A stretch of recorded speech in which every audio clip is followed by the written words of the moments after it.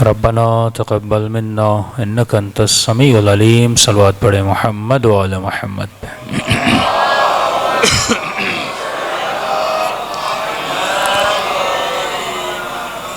بسم اللہ الرحمن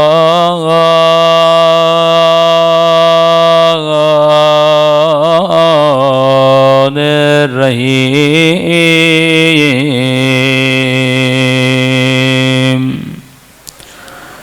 الحمد للہ رب العالمین.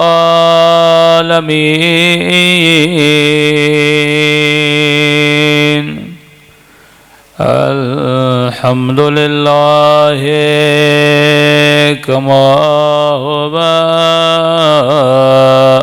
أهله.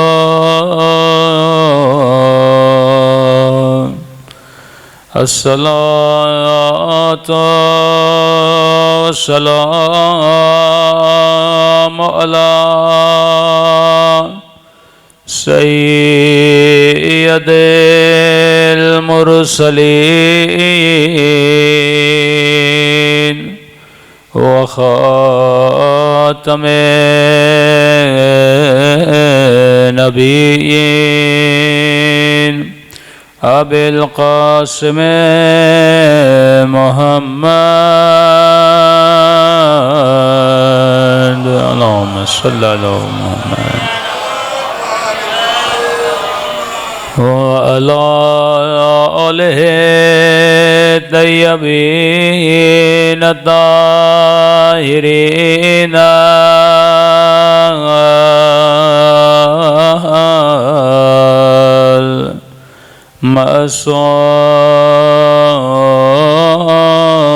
معصومین. سب مل کے اپنے مولا کے ظہور کی دعا.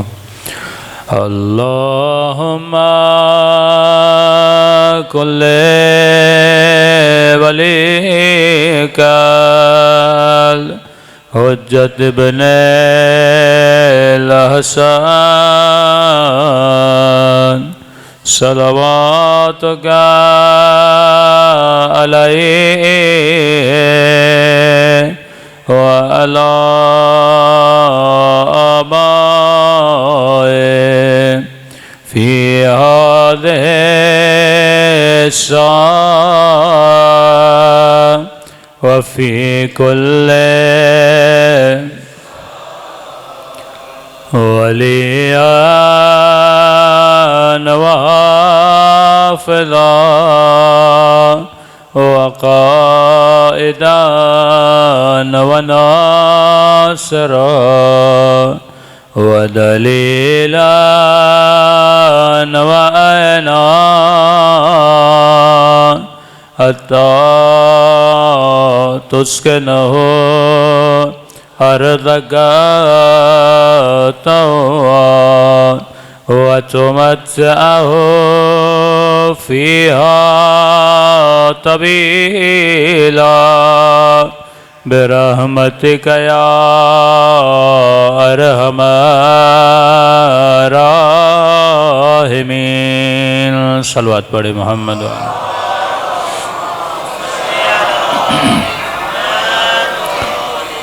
بسم اللہ الرحمن الرحیم. رب اشرح لی صدری ویسر لی امری واحلل عقدۃ من لسانی یفقهوا قولی.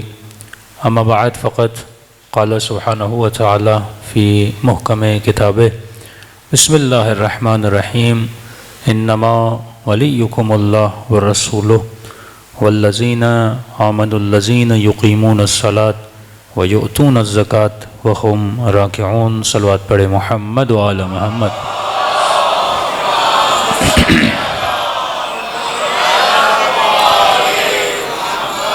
دعا ہے پروردگار عالم ہم سب کی عبادتوں کو اپنی بارگاہ میں قبول فرمائے اور جس مقصد زندگی کی خاطر ان مجالس میں شرکت کرتے ہیں خدا ان مقاصد میں بھی ہم سب کو کامیابیاں نصیب فرما دیں.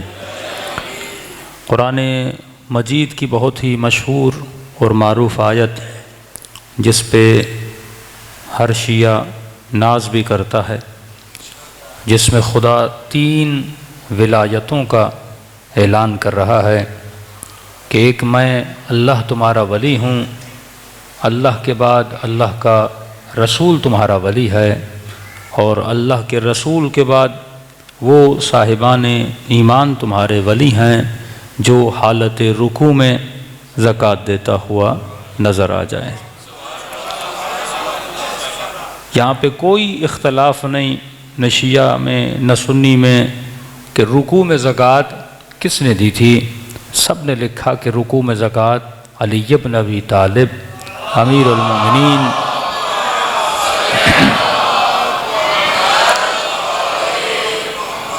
یہ قرآن کی ایک سنت ہے کہ قرآن جب بھی کسی کا تعارف کرواتا ہے تو نام لے کر نہیں کرواتا، قرآن صفت بتا کر تعارف کرواتا ہے۔ اکثر ہمارے نوجوان یہ پوچھتے ہیں یا ان سے پوچھا جاتا ہے کہ اگر رسول کے بعد 12 امام تھے تو خدا قرآن میں نام بتا دیتا۔ اللہ نام نہیں بتاتا، اللہ کام بتاتا ہے، ہاں؟ کیونکہ نام رکھنا بڑا آسان ہے۔ نام رکھنے سے کیا ہوتا ہے؟ مثلا آپ نے اپنے بچے کا نام رکھ لیا کرنل صاحب، ہاں؟ تو کیا نام رکھنے سے وہ کرنل بنے گا؟ ہاں، کئی لوگ ہوتے ہیں بیچارے، آپ نے بچے کا نام رکھا جرنل علی، اب بڑا ہو گیا ہر بندہ بلانے لگا جرنل علی جرنل علی، تو لوگ سمجھنے لگے سچ مچ کا جرنل ہے۔ بعد میں پتہ چلا نہ جرنل ہے نہ کرنل ہے، ایک سادہ سا آدمی اور سادہ سا کام کرتا تھا، اور کسی نے کہا کہ آپ کا نام، تو اس نے کہا یہ میرا نام ہے، میرا کردار نہیں ہے۔ ہاں؟ نام میں اور کردار میں بڑا فرق ہوتا ہے۔ آپ انٹیریئر چلے جائیں گے، انٹیریئر سندھ میں کئی لوگوں نے اپنا نام رکھا ہے امام علی، ہاں؟ یہ ہم آنکھوں سے دیکھا کہ آپ کا نام کیا ہے؟ مولانا نام ہے امام علی۔ کسی نے اپنا نام رکھا شیر علی، کسی نے اپنا نام رکھا غلام علی۔ اب شیر علی نام رکھنے سے کوئی شیر تو نہیں بن جاتا نا۔ تو اللہ کا فوکس نام پہ نہیں ہے، اللہ کا فوکس کام پر ہے۔ ہاں، آپ تصور کریں 5 منٹ کے لیے خدا 12 اماموں کے نام قرآن میں لکھ لیتا، اب امام آئے نہیں ہیں، نام اللہ پہلے بتا دیتا۔ پھر ہونا کیا تھا؟ نام سب کو پتا ہوتے ہیں، جس کے گھر میں بچہ پیدا ہوتا وہ اس کا نام وہی رکھتا جو خدا نے قرآن میں بتایا ہے۔ ہاں؟ شاید بنو امیہ کی نسل سارے نام وہی رکھ لیتی جو خدا قرآن میں بتا چکا تھا۔ مسئلہ یہاں بنتا پھر ہمیں یہ ثابت کرنا پڑتا جو حسن خدا نے بتایا ہے وہ کون سا ہے، جو حسن یہ بتا رہے ہیں وہ کون سا ہے، جو کاظم خدا نے بتایا وہ کون سا ہے، جو کاظم یہ بتا رہے ہیں وہ کون سا ہے۔ جس طرح اردن کے بادشاہ نے اپنا نام مثلاً کہتا میں مہدی ہوں، اور لوگوں کو کہتا میں ہی مہدی ہوں، میں وہی ہوں جس کا ظہور ہونا تھا۔ اب بندہ ثابت کرنے لگے، کہتا میں سید بھی ہوں، میں مہدی بھی ہوں، میں سب کچھ ہوں۔ اب آپ کیسے ثابت کرو گے؟ کیونکہ نام سے بات نہیں بنتی۔ اسی لیے خدا کی سنت ہے، خدا نام نہیں بتاتا، خدا صفت بتاتا ہے، خدا کام بتاتا ہے۔ یعنی آج میں یہ کہوں کہ جنگ احد میں علی رکے تھے، ٹوٹی ہوئی تلوار سے نبی کا دفاع کیا تھا، اب جہاں جہاں صفت مشکل کشائی آئے گی پھر آپ کے ذہن میں نام علی بھی آئے گا۔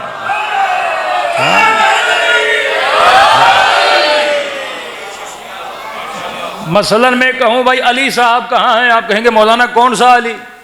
یہاں تو کافی اہل بیت کے چاہنے والے ہیں جن کے نام کیا ہیں؟ علی ہیں۔ لیکن میں کہوں گا وہ علی جو بڑا سخی ہے،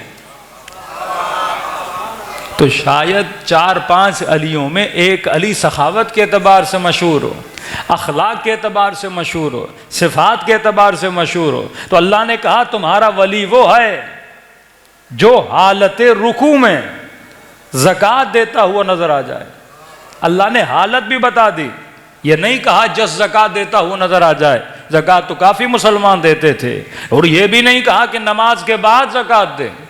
اللہ نے وہ حالت بھی بتائی، حالت رکوع میں زکوٰۃ دیتا ہوا نظر آ جائے، کیونکہ آج تک کسی زکوٰۃ یا خیرات دینے والے نے بھی یہ نہیں سوچا تھا کہ میں خیرات نماز کی حالت میں دوں۔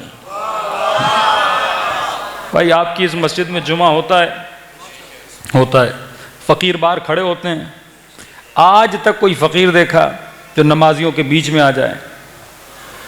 اس کو، فقیر کو بھی اتنی عقل ہے، فقیر کو بھی اتنا شعور ہے کہ نمازی ہے، نماز پڑھ رہا ہے، نماز ختم کرے گا، بھاگا تو نہیں جا رہا، نکلنا اسی مسجد کے دروازے سے ہے، دینا ہوگا تو خیرات دے دے گا، میں اس کی نماز کیوں ڈسٹرب کروں، میں نمازیوں کو کیوں ڈسٹرب کروں؟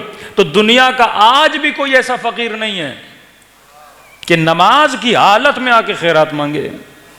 دوسری بات، بالفرض اگر کوئی فقیر آ گیا اور دروازے پہ کھڑا ہو گیا، اللہ کے نام پہ خیرات دیجئے، اللہ کے نام پہ خیرات دیجئے، کوئی ایسا نمازی بھی نہیں ہوگا جو اس کو خیرات دے۔ وہ بھی کہے گا جلدی کیا ہے، فقیر کھڑا ہے، یا نماز ختم کروں گا، جو پیسے جو نیت دینے کی ہے وہ میں دے دوں گا۔ تو نہ کوئی ایسا نمازی نماز میں خیرات دیتا ہے، نہ کوئی ایسا فقیر آج تک آپ کو ملے گا جو نماز کے بیچ میں آ کے خیرات مانگے۔ لیکن تاریخ میں جب یہ واقعہ پڑھتے ہو تو نمازی بھی بڑا عجیب ہے، فقیر بھی بڑا عجیب ہے۔ میں تو کہوں لگ ایسے رہا تھا کہ فقیر نمازی کو جانتا تھا اور نمازی فقیر کو جانتا تھا۔ میرے مولا نے کہا کیسے نہ جانتا، کیونکہ دینے والا علی تھا، لینے والا جبرائیل تھا۔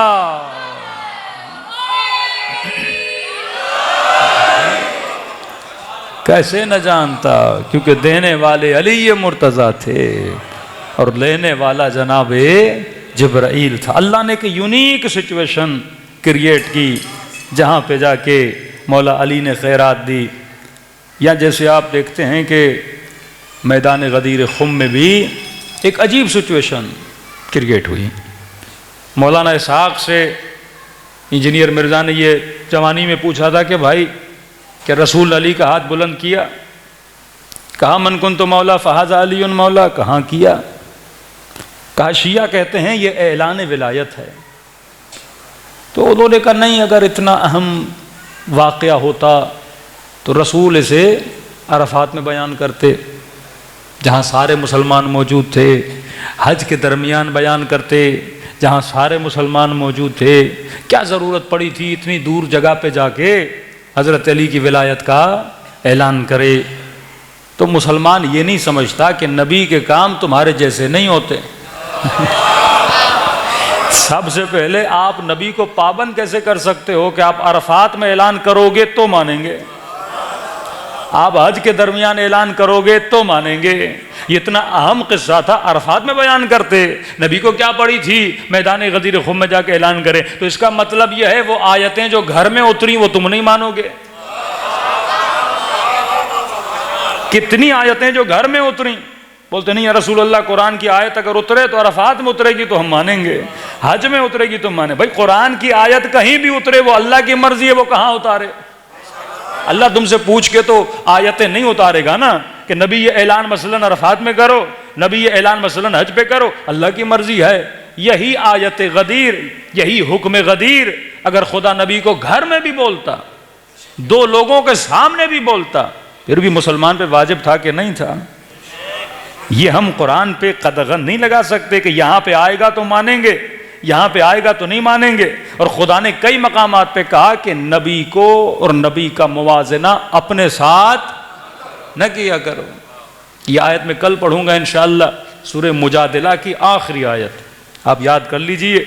اس میں حقانیت اہل بیت علیہ الصلوۃ والسلام بڑی شامل ہے، جس میں اللہ بتاتا ہے میں کن سے راضی ہوں، مجھ سے کون راضی ہیں، رضوا عنہم۔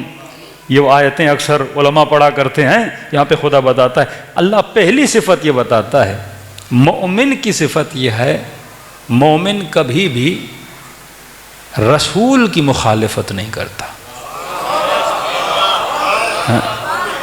یہ مومن کی صفت اتنی واضح آیت ہے، اس کا واقعاً کوئی مفتی مولوی جواب نہیں دے سکتا، اور کئی نازک مسائل اس میں آ جاتے ہیں۔ اب آدمی خود جا کے تلاش کرے کس کس نے نبی کی مخالفت کی تھی، کس کس نے نبی کی مخالفت نہیں کی تھی۔ اور یہ توجیہ دینا، مثلا نبی کو دوائی پلانا چاہیے، رسول نے کہا میں نے نہیں پینی، وہ ہم پلائیں گے، یہ حدیث موجود ہے بخاری مسلم میں. نبی نے کہا بھائی دوائی نہیں پینی، کہا نہیں آپ تو پلائیں گے. ہم نے کہا یہ مخالفت رسول ہے. جب رسول منع کرے میں نے دوائی نہیں پینی تو کیوں پلائی جا رہی ہے؟ تو ایک مفتی صاحب سے میں نے کہا یہ حدیث لکھی ہوئی ہے، یہاں پہ مخالفت رسول ہے. تو کہا نہیں، دیکھیے جس طرح بچہ دوائی کو پسند نہیں کرتا نا، ماں ضد کر کے، یعنی یہ مثالیں دیتے ہیں لیاذ باللہ. جس طرح بچہ دوائی نہیں پیتا نا، ماں اس کی برائی تو نہیں چاہ رہی. یہ تو نہیں ماں کو اس بچے سے دشمنی ہے، ماں بھلائی میں دوائی پلاتی ہے. میں نے کہا آپ کی بات 100% صحیح ہے، ماں بھلائی میں پلاتی ہے، ماں بچے کی بہتری چاہتی ہے، ماں چاہتی ہے بچہ ٹھیک ہو جائے. بچے کو دوائی کڑوی لگتی ہے، بچہ نہیں پیتا. میں نے کہا تم نے یہ فیصلہ کہاں کر دیا؟ جو تیرے گھر کا بچہ ہے وہ نبی جیسا ہے. اور خدا صریحاً کہتا ہے کہ محمد کو اپنے جیسا نہ سمجھنا، محمد کے ساتھ وہ برتاؤ نہ کرنا جو اپنے بھائیوں کے ساتھ کرتے ہو. یہ رسول ہے، اس کے معاملات الگ ہیں. پھر میں نے کہا اگر سب صحیح بھی تھا تو پھر ملتا ہے حدیث میں دوائی تو پلا دی رسول کو. پھر رسول جب کچھ عرصے کے بعد طبیعت میں بہتری آئی تو نبی نے کہا کس کس نے مجھے دوائی پلائی تھی؟ سب کو بلاؤ. سب کو لائن سے کھڑا کیا. اب کہا جو مجھے پلائی تھی نا خود بھی پیو. میں نے کہا کیا یہ رسول علیاذ باللہ بچوں والے کام کر رہے تھے کہ تم نے رسول کو دوائی پلائی؟ وہ بھی ان سب کو پلا رہے تھے، سب کو پلائی. میں نے کہا وہ بیمار نہیں تھے پھر بھی دوا پلائی، لیکن ابن عباس کو نہیں پلائی. سب کو پلا کر ایک کو نہ پلانے کی بات کیا ہے کہ نبی بتا رہے تھے میں کن پہ غصہ ہوں، کن پہ غصہ نہیں ہوں. یہ تاریخ کے واقعات ہیں. ہم نے رسول کی اطاعت ایسے کرنی ہے، چاہے رسول جنگ میں ہو، چاہے گھر میں ہو، کہاں بھی ہو، ہم نے اطاعت رسول کرنی ہے. تاریخ کے ان معاملات کو سمجھنا ہے. تبھی کہا کہ رسول اللہ ولی ہے، اس کے بعد رسول ولی ہے. ولایت کو سمجھو کہ خدا کیا سمجھانا چاہتا ہے. ولایت یعنی وسلموا تسلیما، یعنی جو وہ کہے میں انکار نہ کروں. میرے ساتھ وہ امام موسیٰ کاظم علیہ الصلوۃ والسلام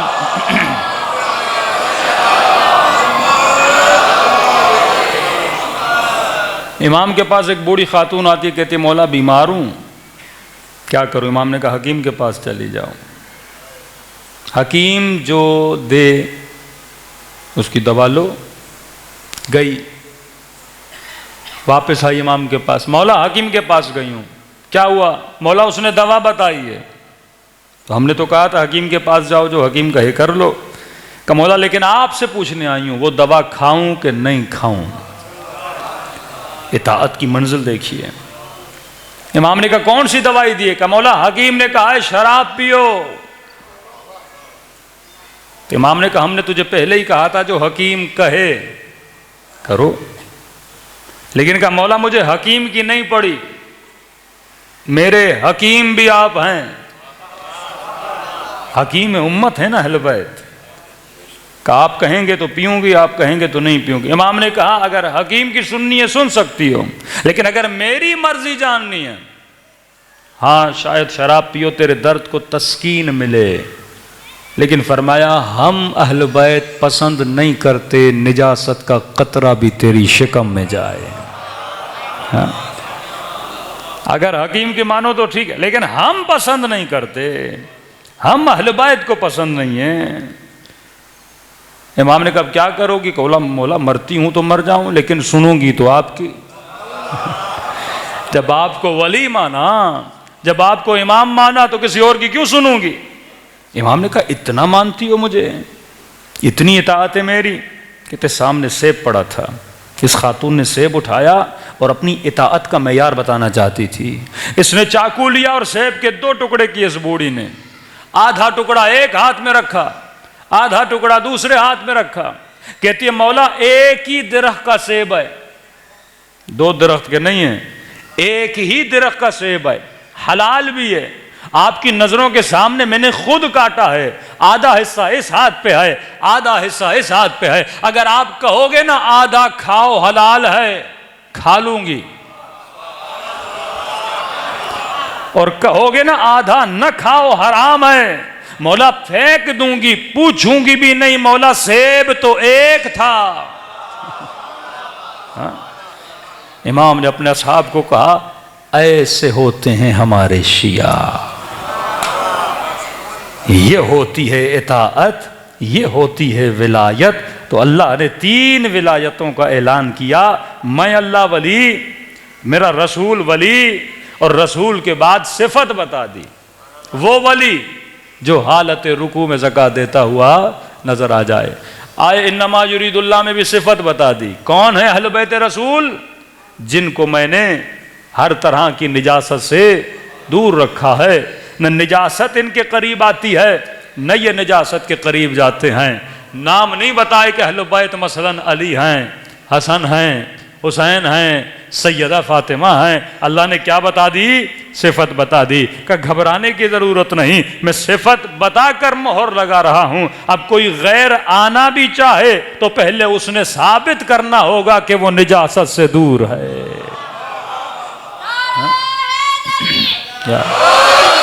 کبھی بولتے ہیں اہل بیت کی عصمت کو ثابت کری، میں کہتا ہوں اہل بیت کی عصمت تو پریکٹیکل عصمت ہے۔ ایک مرتبہ ایک بندے کے پاس ڈگری ہے، مثلا جیسے میتھمیٹک آتی ہے، ایسے انگلش آتی ہے، یا ایسے بائیولوجی آتی ہے، ایک مرتبہ کہتا ہے میں پریکٹیکل ٹیچر ہوں، آپ نے جو سوال کرنا ہے میرے سے کر لیجئے۔ ہم کہتے ہیں ہمارے 11 اماموں کی زندگی اٹھا کر دیکھ لیجئے، زندگی میں ایک بھی گناہ اگر نظر آ جائے، ایک، یہ پریکٹیکل ہے نا، ایک بھی خطا نظر آ جائے، گڑی ہوئی حدیثیں نہیں، بنائے ہوئے فضائل نہیں، اہل بیت کی شخصیت کیا تھی؟ پریکٹیکل تھی۔ جس طرح رسول خدا کی شخصیت کیا تھی؟ پریکٹیکل تھی۔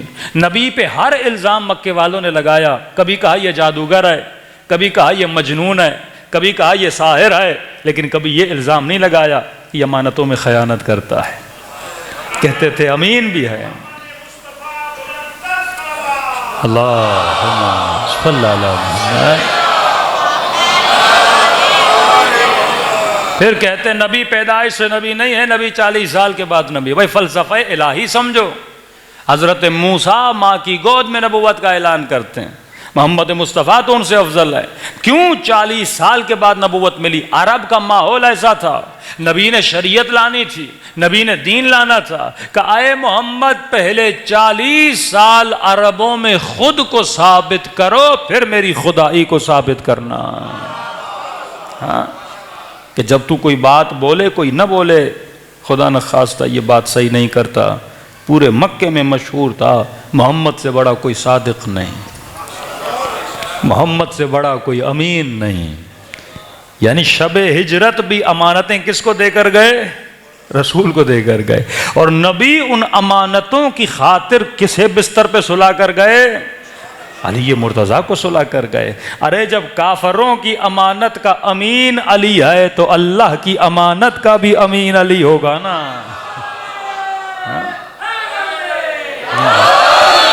رسول کو یقین تھا کہ علی کسی امانت میں خیانت نہیں کرتے، جیسی امانت دوں گا ویسی امانت پہنچائے گا۔ تبھی مولا جب خلافت پر پہنچے نا تو لوگوں کو کہا میں تجھے وہی دین دوں گا جو میرے رسول نے دیا تھا، میں اسی سنت کو زندہ کروں گا جو میرے رسول نے سنت کو زندہ کیا۔ اور جب مسلمانوں کی بنائی ہوئی سنتوں کو علی نے ختم کرنا چاہا تو صدائیں بلند ہو گئی کہ واہ سنتا، علی پچھلے حکمرانوں کی سنتوں کے خلاف اٹھ رہا ہے۔ مولا نے فرمایا میں کسی حکمران کی سنت کو زندہ کرنے کے لیے نہیں آیا، میں محمد کی سنت کو زندہ کرنے کے لیے آیا۔ ہاں، تو ہر مسلمان پہ 3 ولایتیں واجب ہیں، اللہ کی ولایت، رسول کی ولایت، اس کے بعد کس کی ولایت؟ علی بن ابی طالب۔ اچھا، ایک آیت بڑی زبردست آیت ہے، ویسے تو ہر آیت زبردست ہے، لیکن شیعوں کے عقیدے کے اعتبار سے یہ آیت بچوں کو یاد ہونی چاہیے کہ اطیعوا اللہ و اطیعوا الرسول و اولی الامر منکم. وہاں کا انما ولیکم اللہ ورسولو، تیسرا وہ ولی، 3 ولایتیں. یہاں پر 3 اطاعتیں. اللہ کی اطاعت کرو، حکم ڈائریکٹ ہے، اطیعوا اللہ، اللہ کی اطاعت کرو، اور رسولو، اور کس کی اطاعت کرو؟ اور اس کے رسول کی اطاعت کرو. تیسری اطاعت اولی الامر منکم، اولی الامر کی اطاعت کرو. مطلب جیسی اطاعت اللہ کی ویسی اس کے رسول کی، اور جیسی اطاعت رسول کی ویسی اطاعت اولی الامر کی. اب 2 اطاعتیں سب کو پتہ ہیں، 2 ولایتوں کا سب کو پتہ ہے، اللہ ولی رسول ولی کوئی اختلاف نہیں. تیسری ولایت میں اختلاف شروع ہو جاتا ہے. 2 اطاعتوں کا سب کو پتہ ہے، اللہ کی اطاعت کرنی ہے، رسول کی اطاعت کرنی ہے. تیسری اطاعت پہ سارے آ کے پریشان ہو جاتے ہیں. لیکن یہ بات تو ثابت ہے نا، ولایتیں بھی 3 ہیں، اطاعتیں بھی 3 ہیں. جب تک مسلمان یہ 3 اطاعتیں 3 ولایتوں کو نہیں مانتا تب تک اس کا ایمان کامل نہیں ہے. اب کوئی مفتی مولوی ملے نا، آپ اس سے یہ پوچھ لو یہ تیسری اطاعت کس کی ہے؟ جسے خدا نے کہا وَأُولِي الْأَمْرِ، تیسری اطاعت کس کی ہے؟ صفت بتائی، نام نہیں بتایا. اللہ نام نہیں بتاتا، اللہ صفت بتاتا ہے. صفت بتائی تاکہ تو خود جا کے ڈھونڈ یہ صفت کس کے اندر موجود ہے. کہ تیسری اطاعت ہے اولی الامر کی. واللہ کوئی جواب نہیں دیتا. قرآن کی اتنی سری آیت ہے، اللہ کی اطاعت کرو، رسول کی اطاعت کرو، اور جیسی اطاعت رسول کی اللہ کی، جیسی اولی الامر کی ویسی رسول کی اطاعت. تو پتہ جواب کیا دیتے ہیں؟ جواب تو دینا پڑے گا نا. کہتے ہیں تیسری اطاعت سے مراد ہے وقت کا حاکم.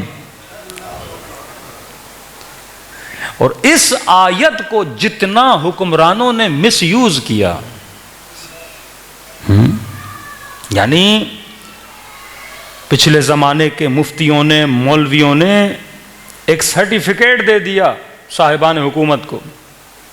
جب وہ لوگوں کو بولتے تھے یہ کام کرو اور لوگ بولتے تھے ہم نہیں کریں گے، تو بولتے تھے ہم اولی الامر ہیں، تم ہماری اطاعت نہیں کر رہے، مطلب رسول کی نہیں کر رہے، اور رسول کی نہیں کی مطلب اللہ کی نہیں کی، تو کافر ہو گیا.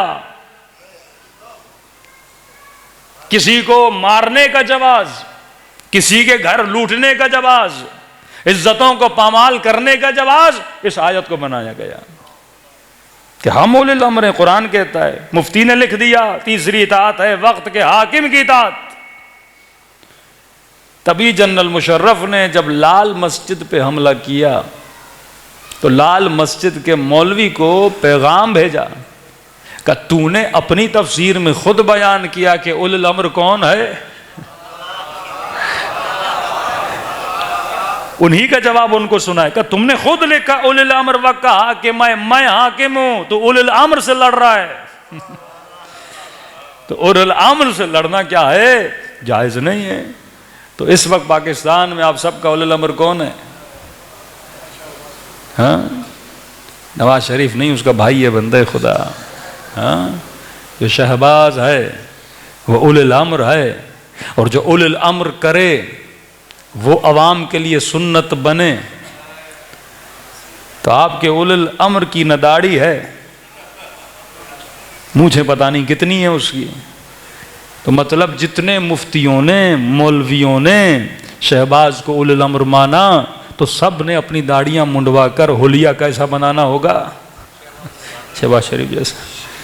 اگر وہ کچھ کہے نا، بل بڑھائے تو دینا پڑے گا، پیٹرول کی پرائس بڑھائے تو دینی پڑے گی، کیونکہ آپ ان کی تفسیروں کے مطابق اولی الامر سب نے لکھا اولی الامر وقت کا حاکم ہے.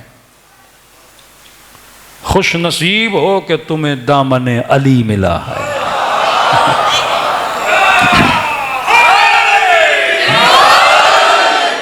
دیکھیے شیعہ بھی مقلد ہے تو سنی بھی مقلد ہے. ابو حنیفہ کے مقلد ہیں، ہم امام جعفر صادق کے مقلد ہیں، دونوں مقلد ہیں نا.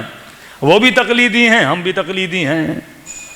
ہمارا مجتہد کوئی فتویٰ دے گا تو عمل کرنا واجب ہے، اور ان کے مراجع اگر یہ بولیں کہ اولی الامر وقت کا حاکم ہے تو سارے اہل سنت پر شہباز شریف کی اطاعت کیا ہے؟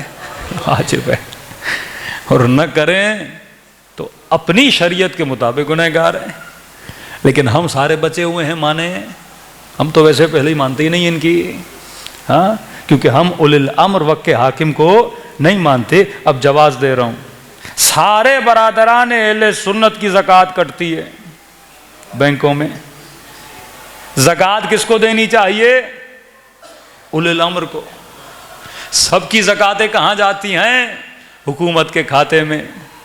اور کئی لوگ اس مقام پہ آ کے شیعہ بن جاتے ہیں، فارم میں لکھتے ہیں بھائی ہم سنی نہیں ہیں، ہم شیعہ ہیں، کیونکہ سب اپنی زکوٰۃ اولی الامر کو دیکھتے ہیں، اور اولی الامر وقت کا حاکم ہے۔ شیعہ کہتا ہے میرا اولی الامر وقت کا حاکم نہیں ہے، میں امام کے نائب کو دیتا ہوں۔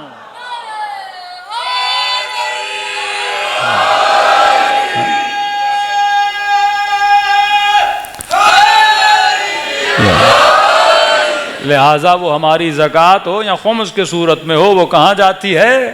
نائب امام کی طرف جاتی ہے۔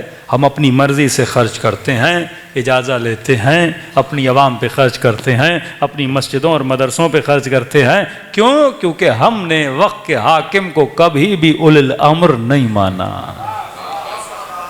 ہاں، حاکمیت ہے انسان کی بنائی ہوئی حاکمیت ہے، الہی حاکمیت نہیں ہے۔ جو اللہ کا حق ادا نہ کرے وہ میرا حق کیسے ادا کرے گا؟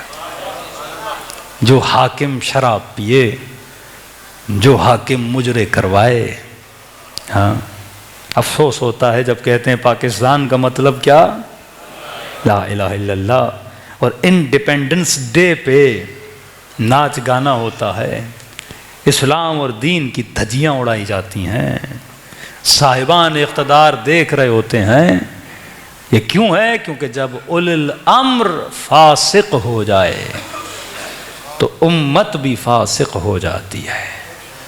جب اولی الامر فاسق ہو جائے تو قتل حسین رونما ہوتا ہے۔ جب اولی الامر فاسق ہو جائے تو نبی کی نواسیوں کی چادروں کی طرف ہاتھ بڑھتے ہیں۔ جب اولی الامر فاسق ہو جائے تو جوانان جنت کے سروں کو نو کے نیزہ پہ چڑھایا جاتا ہے۔ یہ نتیجہ ہے۔ دین بچانا چاہتے ہو تو دین فہم بنو، دین بچانا چاہتے ہو تو دین کو سمجھنے کی کوشش کرو۔ ایک آیت بھی انسان کو اگر صحیح سمجھ میں آ جائے اس کی زندگی بدل جاتی ہے۔ آج قرآن ہمارے درمیان بڑا غریب ہو چکا ہے۔ ہم نے قرآن کو اس طرح پڑھنے کی کوشش نہیں کی، ہم نے مفتیوں اور مولویوں کے حوالے کر دیا۔ بندے خدا قرآن کتاب ہدایت ہے، ہدن للمتقین ہے۔ کب کا ہدن للمولویین ہے، ہدن للمفتیین ہے؟ نہیں، قرآن ہدایت ہے صاحبان تقویٰ کے لیے۔ اگر تیرے دل میں خوف خدا ہے، اٹھا قرآن اور ایک ایک آیت کا ترجمہ پڑھ، غور کر، فکر کر، خدا عوام سے بات کر رہا ہے۔ یہ تو ہم نے شعبے کھول دیے کہ مولوی بتائے گا، مفتی بتائے گا، وہ ایکسٹرا آرڈنری تفسیر ہوتی ہے، لیکن ظاہری قرآن تو سب کے لیے ہدایت ہے۔ قرآن کو پڑھ، پھر تاریخ کو پڑھ، بڑا آسان ہے۔ یہ فیصلہ کسی مفتی اور مولوی کے ہاتھ میں نہ دے، خود فیصلہ کر۔ قرآن کی آیت پڑھ، اللہ ولی ہے، رسول ولی ہے، جس نے حالت رکوع میں زکوٰۃ دی وہ ولی ہے۔ اب جستجو کرنا خود جا کے تاریخ میں کہ رکوع میں زکوٰۃ کس نے دی تھی۔ کتنی سخت آیت ہے کہ یہ بھی اہل سنت کی کتاب میں موجود ہے کہ ایک یہودی نے جناب عمر کو کہا کہ اگر یہ قرآن کی آیت ہمارے پاس اتری ہوتی، یہ موجود ہے اہل سنت کتاب میں، ہمارے پاس اتری ہوتی تو ہم اس دن جشن مناتے۔ عمر نے کہا کون سی آیت؟ وہی آیت غدیر، یا ایھا الرسول بلغ ما انزل الیک من ربک فإن لم تفعل فما بلغت رسالتہ، یا الیوم اکملت لکم دینکم واتممت علیکم نعمتی، کہ یہ جو آیت ہے نا کہ آج دین مکمل ہوا، آج میں نے نعمت کو تمام کیا۔ کہا عمر اگر یہ آیت ہمارے ہاں ہوتی نا کہ دین مکمل ہو گیا، اتنی بڑی بشارت، نعمت تمام ہو گئی، اتنی بڑی بشارت، ہم عید مناتے۔ تو اس یہودیوں کو کوئی بتاتا کہ شیعہ عید مناتے ہیں. ہاں کس بات پہ دین مکمل ہوا؟ اتنا بڑا تھریٹ خدا اپنے نبی کو دے رہا ہے کہ رسول اگر تم نے یہ کام نہ کیا گویا تم نے رسالت کا کوئی کام انجام نہ دیا. مطلب اس کام کی اتنی اہمیت تھی. یہ نہیں کہ خدا دھمکی دے رہا ہے، خدا نخواستہ اپنے رسول کو دھمکی کی بات نہیں ہے. اے حبیب اگر تم نے نہ کیا تو تیری محنتیں ضائع ہو جائیں گی. اگر تم نے نہ کیا تو قرآن کے آنے کا فائدہ ختم ہو جائے گا. اگر تم نے نہ کیا تو اسلام کا فائدہ ختم ہو جائے گا. اگر تم نے نہ کیا تو بقاء اسلام خطرے میں ہے. کون سا کام؟ علی کی ولایت کا اعلان کرو. تم دنیا سے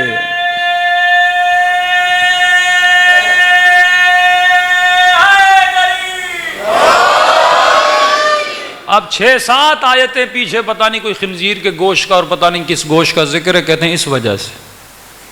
اب گوشت کے اعلان کرنے سے نہ کرنے سے دین کا کیا جائے بھائی؟ اتنی تو اللہ نے عقل دی ہے. امپورٹنس دیکھو اس آیت کی. اے حبیب اگر تم نے نہ کیا، یعنی اس کا دار و مدار پوری رسالت پر ہے. گویا تم نے رسالت کا کوئی کام انجام نہ دیا. اب بڑی آسانی سے آیت سے گزر جائیں. ہاں مولوی صاحب اس کی کیا تفسیر ہے؟ مفتی صاحب اس کی کیا تفسیر ہے؟ اللہ قیامت میں کہے گا تو خود اندھا تھا، تو خود پڑھ نہیں سکتا تھا. کہ تم نے کبھی کوشش کی کہ قرآن سے خود ہدایت لو؟ پھر ایسا ہے تو بچوں کو کیوں بھیجتے ہو اسکول میں اے لیول اور او لیول کرا؟ پوچھ لو بھائی کیا مسئلہ ہے، مسئلہ حل ہو جائے. بچہ خود پڑھتا کیوں ہے کتابوں کو؟ جب تک تو خود نہیں پڑھے گا کوئی نتیجہ آخذ نہیں کرے گا. تاریخ بھی موجود ہے، حدیث بھی موجود ہے. 60-70 ہزار میں یہ ساری کتابیں آ جاتی ہیں جتنی اہل سنت کی کتابیں ہیں. صاحب ستاب لے لیں، ابن ماجہ واجہ لے لیں، ساری کتابیں لے لیں. میکسیمم 75 to 80,000 میں وتھ ترجمہ وتھ ٹرانسلیشن آ جاتی ہیں. لیکن یہ مظلومیت ہے. شیعہ کے گھر میں تو اہل سنت کی کتابیں مل جاتی ہیں، لیکن ہمارے برادران کے گھروں میں آپ کو یہ کتابیں نہیں ملتی. کسی کی دلچسپی نہیں ہے. میں کہتا ہوں کم از کم شیعہ اگر نہج البلاغہ پڑھتا نہیں لیکن رکھی تو ہوئی ہے. ہم کہتے ہیں نا کہ نہج البلاغہ پڑھی ہوئی، اگر پڑھی بھی نہیں ہے تو پڑھی تو ہے. لیکن ان کے ہاں نہ بخاری پڑھی ہے نہ پڑھی ہے، یعنی مظلوم ہے ان کی کتابیں بھی ان کے ہاں. اگر مسلمان صرف اپنی کتابیں پڑھ لیتا، جس طرح بہار ہمارے ہاں بڑی مظلوم ہے. ہم میں سے کتنے شیعہ ہیں جن کے گھروں میں بہار و انوار کا سیٹ پڑا ہوا؟ 2 شروحات ہوں مثلا نہج البلاغہ کی، ایک تفسیر ہو قرآن کی. آج کتابیں مظلوم ہیں. ہم نے سارے دین کا جو ٹھیکہ ہے وہ مفتی اور مولویوں کو دے دیا. اب مفتی جو چاہے گا جہاں چاہے گا امت کو کیا کرے گا؟ موڑے گا. ایک مرتبہ فتویٰ دے گا یہ حرام ہے یہ حلال ہے، ایک مرتبہ فتویٰ دے گا یہ واجب القتل ہے. پھر یہ واقعات پاکستان میں جو رونما ہو رہے ہیں کیوں ہو رہے ہیں؟ بھائی ایک 22 سال کا بچہ، اسے کیا پتا؟ اس کے ذہن میں ڈال دیا جائے مثلا یہ بدعتی ہیں، یہ کافر ہیں. بھری مجمع میں بھری مجلس میں آتا ہے اور ذاکر امام حسین کو گولی مار کے چلا جاتا ہے. ہاں؟ اور جب اس سے پوچھو گے بھائی تم نے کس کے کہنے پہ مارا؟ کہے گا مفتی نے کہا تھا، مولوی نے کہا تھا. کسی کی جان لینے کا حکم اولی الامر کے علاوہ کوئی نہیں دے سکتا. یہاں کوئی مجتہد ہو، صاحب اجتہاد ہو، آپ بولتے مولانا فلاں بندہ مرتد ہو گیا ہے، اسلام میں مرتد کی سزا موت ہے، کیا میں مار سکتا ہوں؟ کیا مجھے اجازت ہے؟ مولانا خدا نہ خواستہ فلاں آدمی اہل بیت رسول کو گالیاں دے رہا ہے، کیا میں مار سکتا ہوں؟ قطعاً اجازت نہیں ہے، مجھے کسی کے قتل کی اجازت نہیں ہے. جب تک کسی مجتہد کی اجازت نہ ہو، قاضی القضات کی اجازت نہ ہو، پھر پورا معاشرہ جنگل بن جائے گا. میں اسے ماروں گا وہ مجھے مارے گا. پھر افغانستان کا وہ قصہ کہ گدھا مسجد میں گھس آیا، پتہ نہیں 37 لوگ مر گئے گدھے کی وجہ سے. انسان اگر اپنی منمانی پہ آئے تو ہم ایک دوسرے کے قتل کریں گے. میں بولوں گا مجھے وہابی اچھا نہیں لگتا، وہابی بولیں گے میں شیعہ اچھا نہیں لگتے. پھر کون سا قانون اور کون سی حاکمیت؟ 2 طرح کے مرتد ہیں. ایک آدمی مرتد ہو گیا، یہ لبرل ہو گیا، سیکولر ہو گیا، دین کو نہیں مانتا، اللہ کو نہیں مانتا، نبی کو نہیں مانتا. کہ یہ واجب القتل ہے؟ وقت کا حاکم کہتا ہے نہیں. کون سا مرتد واجب القتل ہے؟ وہ مرتد جو اپنے ارتداد کو پھیلا رہا ہے. اب یہ ناسور ہے.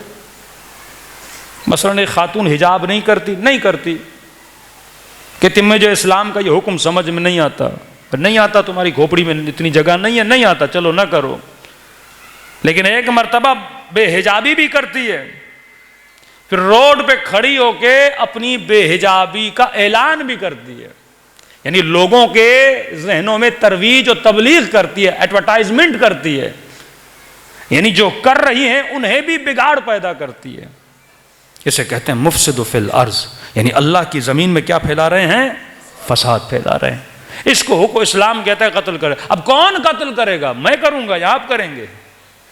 حاکم وقت، قاضی وقت فتوا دے گا، اس کا اپنا سسٹم ہے، اس کو پکڑا جائے گا، حراست میں لیا جائے گا، اس کا ٹرائل کیا جائے گا، اس کے بعد حکومت یا جو بھی وقت کا حاکم ہے کیا کرے گا؟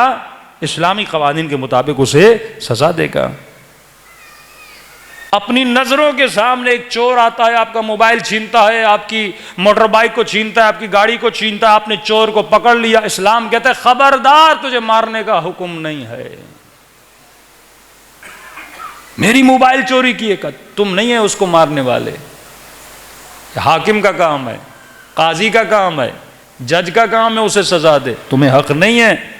اب اس طرح ہر بندہ چور کو پکڑے اور مارنے لگے. کل پتا چلا وہ چور بھی نہیں تھا، میری دشمنی تھی ذاتی، میں نے کہا چور چور چور، اور 4 اس کو ہم نے چپیڑے مار دی اور ساری اپنی بڑاس میں نے روڈ پہ نکال دی، تو ملک میں جنگل کا قانون بن جائے گا. اسلام کے ایک رولز ہیں، ایک ریگولیشنز ہیں. جب ان رولز اور ریگولیشن کو بندہ فالو کرے تبھی خدا متعال قرآن میں کہتا ہے کہ ہم نے قصاص میں کیا رکھا ہے تمہارے لیے؟ نعمت رکھی ہے. ہم نے قصاص میں حیات رکھی ہے. اللہ کہتا ہے قصاص میں زندگی ہے. کسی نے معصوم سے پوچھا مولا قصاص تو موت کا نام ہے، اس میں حیات کہاں ہے؟ خدا نخواستہ ایک شادی شدہ عورت نے یا مرد نے زنا کر دی، اسلام کہتا ہے اس کو سنسار کر کے مار دو. کہ مولا یہ تو موت ہے. قصاص مطلب موت ہے. کسی نے آپ کے بیٹے کو مارا، اسلام کہتا ہے تمہیں حق ہے یا اسے پیسے لے کے معاف کرو، یا تم کہو کہ میں سزا چاہتا ہوں، اسے موت ملنی چاہیے، موت کے بدلے میں موت. پیسے بھی لے سکتے ہو، تمہاری مرضی ہے. یہ حق دیتا ہے وارث کو اسلام. اب آپ نے کہا مجھے قصاص کرنا ہے. جب تم موت کا تقاضا کرو گے تو اسے قصاص بولا جائے گا. مطلب مارا ہے، موت کے بدلے میں موت کا سوال کرتا ہوں. کہ مولا علی نے کہا ابن ملجم کو جب پکڑا، علی نے کہا حسن اگر میں بچ جاؤں گا تو علی معاف کرے گا، لیکن اگر میں نہیں بچا تو اسے اتنا ہی مارنا جتنا اس نے علی کو مارا تھا. قصاص جو کیا اس کے ساتھ وہی کیا جائے. لیکن اب سوال یہ امام سے کہا مولا اس میں حیات کیسے ہے؟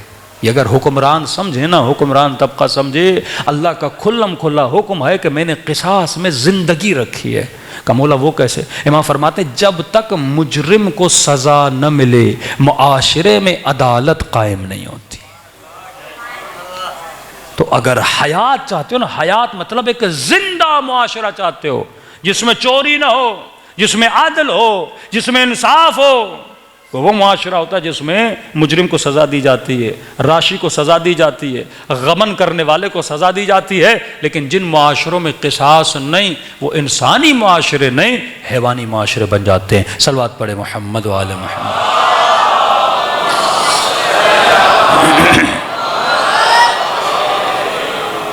تو ہماری زندگیاں کیوں تباہ ہوتی ہیں؟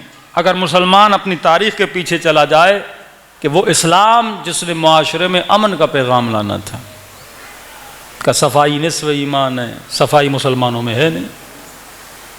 مسلمان سچا ہوتا ہے، سچائی ہے نہیں. مسلمان چور نہیں ہوتا، واویلا ہے.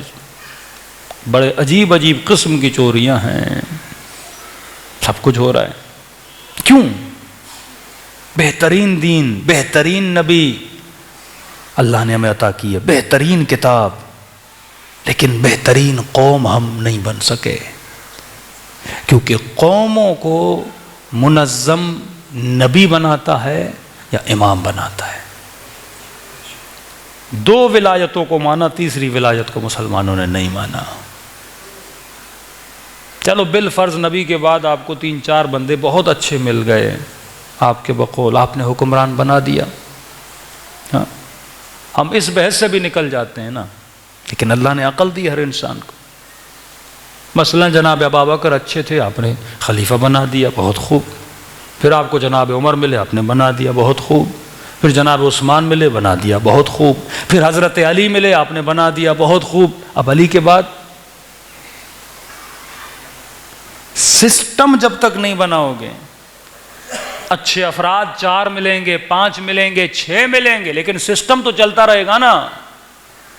وہ کون سا سسٹم ہے جو اچھے افراد کو جنم دے؟ وہ کون سا سسٹم ہے؟ مثلا آپ کو اپنے بچے کے پڑھانے کے لیے ملیر کینٹ میں بہت اچھا ٹیچر مل گیا، بھائی کل یہ ٹیچر نہیں رہا تو دوسرے بچوں کا کیا ہوگا؟ جب تک ایجوکیشن کا سسٹم نہیں بناؤ گے، وہ پھر سسٹم افراد رہے نہ رہیں، سسٹم باقی رہتا ہے۔ مثلا یہ امام بارگاہ ہے، اگر اس امام بارگاہ کو ایک فرد چلائے، بہت اچھا چلائے، یہ بھی سوچنا ہے نا کل یہ فرد مر گیا تو کیا ہوگا؟ افراد تو مر جاتے ہیں نا، افراد تو ہمیشہ باقی نہیں رہتے۔ عقل مند آدمی اپنی زندگی میں سسٹم بناتا ہے کہ اگر کل میں نہ بھی رہا، جتنے لوگ آئیں اس سسٹم سے جب کراس کریں تو سسٹم اچھے لوگوں کو چنے۔ آپ ایئرپورٹ پہ جاتے ہو نا، ایئرپورٹ نے ایک سسٹم کی مشین رکھی ہے، اب چیک ان بیلنس ہوتا ہے، جس بندے کے جیب میں ہیروئن ہے، چرس ہے یا گولڈ ہے، فوراً سسٹم کیا کرتا ہے؟ ریڈار بناتا ہے، تاکہ کوئی بھی غلط بندہ اس ایئرپورٹ کے اندر داخل نہ ہو سکے۔ ہم نے حکومت کے لیے کون سا سسٹم بنایا کہ غلط افراد حکومت پہ نہ آئیں، یزید جیسے حکومت پہ نہ آئیں، ہارون جیسے حکومت پہ نہ آئیں، مامون جیسے حکومت پہ نہ آئیں، منتصر جیسے حکومت پہ نہ آئیں، ایسے لوگ جنہوں نے ایک ایک کر کے آل رسول کو شہید کیا۔ کرپٹ سسٹم کرپٹ لوگوں کو چنتا ہے، اچھا سسٹم اچھے لوگوں کا انتخاب کرتا ہے۔ اب سوال یہ سسٹم میں بناؤں، میرے پاس علم نہیں ہے۔ اللہ نے کہا جس طرح میں نے تجھے نبوت کا سسٹم دیا، اسی طرح میں نے تجھے ولایت کا بھی سسٹم دیا ہے۔ انی جاعل للناس اماما، میں لوگوں کے لیے ہادی چنتا ہوں، میں لوگوں کے لیے امام چنتا ہوں۔ تو اگر نبی کے جانے کے بعد اس سسٹم کو فالو کیا جاتا جو سسٹم الہی سسٹم تھا، واللہ آج مسلمان عرش الہی پہ حکومت کر رہے ہوتے، کیونکہ علم آل رسول کے پاس تھا۔ یہ سنی سنائی باتیں نہیں، خود کہہ کر گئے انا مدینۃ العلم وعلی بابھا۔ کس نے سلونی کا دعویٰ کیا؟ علی بن ابی طالب نے۔ ہر مکتب کا امام ڈائریکٹ یا انڈائریکٹ اہل بیت کا شاگرد رہ چکا ہے۔ امام ابو حنیفہ کہتے لولا سنتان لہلک نعمان، اگر 2 سال نہ ہوتے تو نعمان کیا ہو جاتا؟ ہلاک ہو جاتا۔ ڈائریکٹ یا انڈائریکٹ علی بن ابی طالب کے شاگرد ہیں۔ صوفیہ کرام ڈائریکٹ یا انڈائریکٹ علی بن ابی طالب کے شاگرد ہیں۔ نہج البلاغہ اٹھا لو، علم علی دیکھو، امام کی حدیثیں دیکھو، حکمت امام دیکھو، کلمات قصار دیکھو، خطبہ امیر المومنین دیکھو، خطبہ حسن ابن علی دیکھو، پتہ چلے گا علم ان کی میراث ہے، علم ان کی دولت ہے۔ اور جابر ابن حیان جیسے شاگرد، بائیولوجی، کیمسٹری، میتھمیٹک، یہ علم العادات، علم الابجد، علم کیمیا، یہ سب کچھ کس کے پاس ہے؟ اہل بیت رسول کے پاس۔ یعنی اب تصور کریں مولا علی نے 4-4.5 سال حکومت کی، اگر علی کو 25 سال حکومت کرنے دی جاتی، مسلمان کہاں ہوتا؟ یہ بجلی جو آ کے ایڈیسن نے بنائی، اہل بیت اسی زمانے میں بتا دیتے بجلی کیسے بنائی جاتی ہے، کارخانے کیسے چلائے جاتے ہیں، کیونکہ وہ علم الہی کے حامل تھے۔ کشتی بنانے کا ہنر کس نے دیا؟ حضرت داؤد نے دیا نا۔ یہ ایگریکلچر کا ہنر کس نے دیا؟ انبیاء نے دیا۔ بعد میں ہم نے ترقی کی، لیکن بیسکس کس نے ہمیں سکھائیں؟ انبیاء نے سکھائیں۔ حضرت آدم زمین پر آئے، آتے ہی انہوں نے کھیتی باڑی شروع کر دی۔ کہاں سے علم ملا حضرت آدم کو؟ وَعَلَّمَ أَسْمَاءَ كُلَّهَا، خدا نے آدم کو علم دیا۔ پھر نوح آئے، مٹکے بناتے تھے، لوگوں کو یہ علم سکھایا۔ کوئی نبی آیا اس نے کشتی بنانا، کوئی نبی آیا اس نے گھر بنانا، کوئی نبی، یہ سارے انبیاء سکھاتے گئے۔ پھر لوگوں نے وہاں سے سیکھتے سیکھتے وہ علوم کیا کرتے گئے، لیکن ہر علم کی جڑ کس تک پہنچتی ہے؟ یا نبی تک پہنچتی ہے یا امام تک پہنچتی ہے. اور ان تمام انبیاء کے علم کے وارث ہیں آل رسول. تمام انبیاء کے علوم کے وارث ہیں. وہ علم نجوم، وہ علم بحر، وہ علم فلکیات، وہ علم ادب، وہ علم نحو، وہ علم صرف، جتنے علوم ہیں اہل بیت رسول کے. بھائی آپ علم لوگ نہیں تو وہ کیا کریں؟ پاکستان میں بہترین آپ کے پاس مثلا علم جاننے والا بندہ، وہ کہے میں میزائل بھی بنا سکتا ہوں، میں یہ بھی کر سکتا ہوں، میں پانی سے گاڑی بھی چلا سکتا ہوں، میں یہ کر سکتا ہوں. اب آپ علم کا فائدہ لوگے نہیں، وہ کیا کرے گا؟ مولا فرماتے ہیں علی ان کو جنت کی طرف بلا رہا ہے لیکن یہ بضد ہیں کہ ہمیں جہنم میں جانا ہے. علی ان کو علم دینا چاہتا ہے لیکن یہ بضد ہیں کہ ہمیں جہالتوں میں رہنا ہے. اور جس نے علم لیا، کوئی سلمان بنا، کوئی میثم تمار بنا. ہاں یہ وہ علوم ہیں جو آپ نے اہل بیت سے لینے. آج بھی واللہ مظلوم ہے اہل بیت علیہ الصلوۃ والسلام. آج بھی پردے غیب میں امام زمانہ مظلوم ہے. ہم نے صرف فرش ازا سے کیا لیتے ہیں؟ یہ ظلم ہے. علوم اہل بیت پہ گفتگو ہونی چاہیے. بہترین مولا فرماتے ہیں العلم علمان، علم الابدان و علم الارواح. علم دو علم ہے، اس کے علاوہ کوئی تقسیم نہیں ہے. علم یا بدن کا علم ہے یا روح کا علم ہے. یہ طب، ڈاکٹری، انجینئرنگ، جتنے علوم آپ دیکھتے ہیں سائنسی، وہ بدن کے علوم ہیں جو ریلیٹڈ ہیں انسان کی باڈی سے، انسان کے کام سے، انسان کے ہنر سے. دوسرا علم ہے علم الارواح، جسے علم النفس بولتے ہیں، جس کے لیے خدا نے کہا قد افلح من زکاہا وقد خاب من دساہا. کامیاب ہے وہ جس نے اپنا تزکیہ کیا. بیٹے کو بہترین ڈاکٹر بناؤ، بہترین انجینئر بناؤ، فوج میں بھیج دو، جنرل کرنل بن جائے، لیکن اگر علم تزکیہ نہیں ہے تو بڑے سے بنا ہنر اس کے کام کا نہیں ہے. ایس پی بن جائے، ڈی ایس پی بن جائے، پر راشی ہو، کیا فائدہ؟ ڈاکٹر بن جائے، دوائیوں کے چکر میں لوگوں کا نقصان کرے، کیا فائدہ؟ بڑی بڑی پوسٹ پہ چلا جائے لیکن امت کی بہتری میں نہ سوچے تو اس کے علم کا کوئی فائدہ نہیں. صلوات پڑھے محمد والے.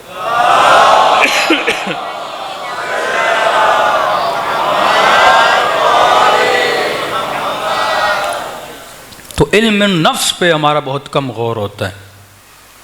اسی لیے سخت ترین جملے اہل بیت نے فرمایا اگر علم شریف کو ملے تو اس کی شرافت کو بڑھاتا ہے، اور کمینے کو ملے تو اس کی کمینگی بڑھاتا ہے.